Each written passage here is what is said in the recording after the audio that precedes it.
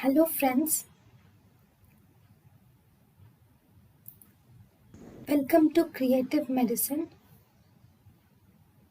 In this lecture, we will learn about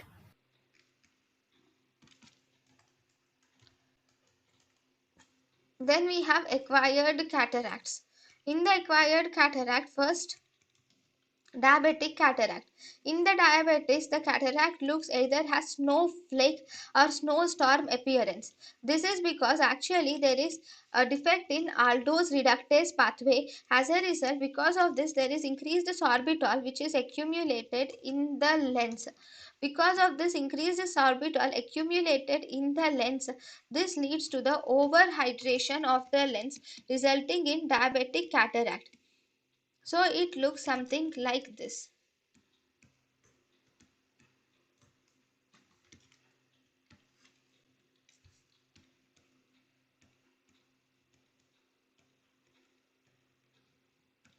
So this is the snowflake cataract which is seen in diabetic cataracts. This is the snowflake cataract.